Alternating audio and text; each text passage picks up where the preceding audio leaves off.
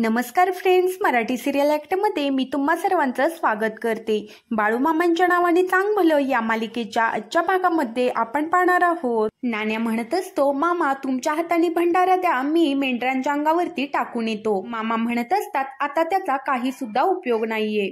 त्यावर नाण्या म्हणत असतो, मामा तुम्ही असं का म्हणताय? तुम्ही दिलेल्या भंडाऱ्याने मेलेला माणूस सुद्धा जिवंत होतो, आज तुम्ही असं का म्हणायला लागलाय? त्यावर मामा म्हणत असतात की तू बोलतोय ते खरं आहे रे। मामा म्हणत असतात, पण मी एक गोष्ट तुम्हाला सांगितलेली नाही। त्यावर नाण्या म्हणत असतो, काय आहे मामा ती? मामा आता सांगू लागतात की आपण इकडे येताना एक मी कौल लावला होता, तू इकडे आलास तर तुझ्या ज्या काही शक्त्या आहेत, विद्या आहेत, त्या कमी कमी होत जातील म्हणून।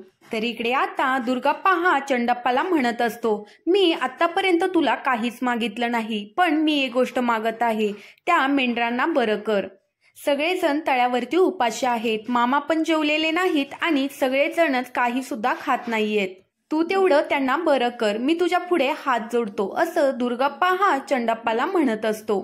चंडप्पा दुर्गाप्पाला म्हणत असतो, पण तू मला का सांगतोय आणि मला त्यातलं काय येतंय? तेव्हा सुमन म्हणत असते, खोटं काय खरं काय काही सुद्धा भाऊजी मला माहित नाही, पण तुमच्याकडून काय होत असेल तर मेंढरासने बरं करा।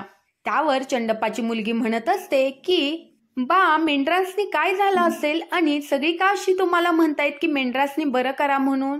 तर इकडे आता शिरपा हा डोक्याला हात लावून बसलेला असतो आणि गोदा त्याला विचारत असते, का हो काय झालं, असं का डोक्याला हात लावून बसलायसा? त्यावर आता तो म्हणत असतो, अगं काय सुद्धा समजत नाही बघ, मामांच्या तळावरती खूपच अवघड होऊन बसलेला आहे। त्यावर ती म्हणत असते, अहो समजल असं सांगा की। त्यावर तो म्हणत असतो की 2 दिवस झालं मामांच्या मेंढरांनी काय सुद्धा खाल्लेलं नाहीये, मामांनी सुद्धा काही खाल्लेलं नाही, पण झालं तरी कसं?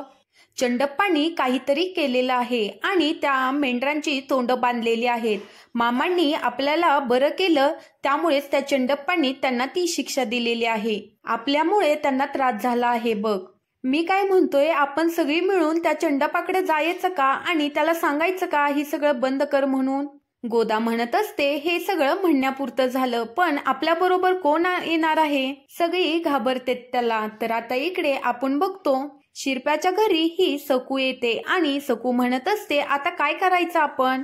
हे सर्व त्या चंडप्पाने केलेलं आहे। दामू म्हणत असतो, आपण आपलं भलं करायच्या नादात मामांच्या मेंढरासने त्रास होत आहे, आता आपण आपली कामं सांगितली नसती तर बरं झालं असतं, हे काही सुद्धा घडलं नसतं। दामू म्हणत असतो, पण आपण आता किती दिवस हे सगळं लपवणार आहे? मामांना तरी हे सगळं समजतच ना? त्यावर शिरपा म्हणत असतो, मी चंडप्पाला त्याचं सगळं पैसे देऊन टाकतो आणि त्या मेंढरासनी बरं कर असं म्हणून सांगतो। दामू म्हणत असतो, तो तुझा ऐकतोय वी आणि माझंच पैसे मलाच देतोय, मला सांगतोय वी? तर इकडे आता बापू म्हणत असतात की मामा तुम्ही काहीतरी खाऊन घ्या। त्यावर मामा म्हणत असतात, कशाखाली जाणार नाही रे। रंगा म्हणत असतो, मामा तुम्ही चांगला आहे तर आम्ही आहे, तुम्हालाच काही झालं तर मग आम्ही काय करायचं?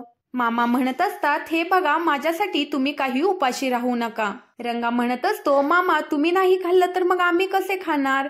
आम्हाला आजही तो दिवस आठवत आहे, माझ्या कमरेचा चांदीचा करदोडा मोडून मी काही मेंढरं घेतली होती, आज एवढी मेंढरं झाली आहेत आणि त्याच्यासाठी मी खपलो आहे, मेंढरांची पोटं भरावीत म्हणून रानमळ्यात हिंडलो आहे, मी नाही त्याचं ऐकून घेतलं, पण उपाशी नाही ठेवली मी मेंढरं माझी, पण आज त्या मेंढराची सोंड त्या चंडप्पांनी बांधलेली आहेत। त्यावर आता बापू म्हणत असतात, मामा मी कोणत्या तरी देवाला जाऊन भंडारा आणि नारळ फोडून येऊ का? मामा म्हणत असतात, नाही, त्यांनी जादूटोण्याचं एवढं जालम केलं आहे बघ, माझी शक्ती सुद्धा त्याच्या पुढे चालना झालीये।